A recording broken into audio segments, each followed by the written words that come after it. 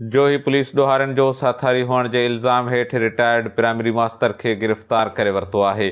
SSP दादू इरफान समो जे हिदायतुनि बाद पुलिस ॾोहारनि ख़िलाफ़ कामयाब कार्रवाइनि खां पोइ ॾोहारनि जे साथारियुनि ऐं सहूलियतकारनि ख़िलाफ़ कार्रवाइनि जी शुरूआत करे छॾी आहे। दादू पुलिस तर्जुमान पारां जारी कयल बयान मूजिबि SSP दादू इरफान समो जे हुकुम बाद जोही पुलिस कार्रवाई कंदे अॻूणे रिटायर्ड प्राइमरी मास्तर अली नवाज़ रोदनानी खे गिरफ़्तार करे मथस सरकारी फ़रियाद ते केस दाख़िल करे छॾियो आहे।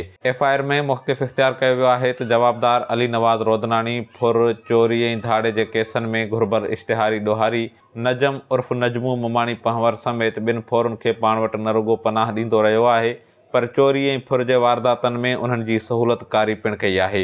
ॿिए पासे रोदनानी बिरादरी जे माण्हुनि जो मौक़िफ़ आहे त जोही पुलिस इंतकामी कार्रवाई कंदे अॻूणे मास्तर अली नवाज़ रोदनानी खे कूड़े केस में गिरफ़्तार कयो आहे।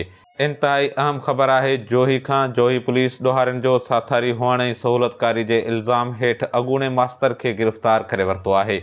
दादू पुलिस तर्जुमान पारां जारी थियल बयान मूजिबि SSP दादू इरफान समो जे हुकुम ते जोही पुलिस कार्रवाई कंदे ॾोहारनि जे साथारी ऐं पाथारेदार हुअण जे इल्ज़ाम हेठि अली नवाज़ रोदनानी खे गिरफ़्तार करे मथस सरकारी फ़रियाद ते केस पिणु दाख़िल कयो आहे। तर्जुमान मूजिबि गिरफ़्तार जवाबदार अली नवाज़ रोदनानी चोरी फुर ऐं धाड़े जे केसनि में घुर्बल इश्तिहारी ॾोहारी नजम उर्फ़ नजमू मुमाणी पंहवर समेत ॿिनि ॾोहारनि खे न रुॻो पाण वटि पनाह ॾींदो रहियो आहे पर चोरी ऐं फुर जे वारदातनि में ॾोहारनि जी सहूलियतकारी पिणु कई आहे। HSTV न्यूज़ जोही।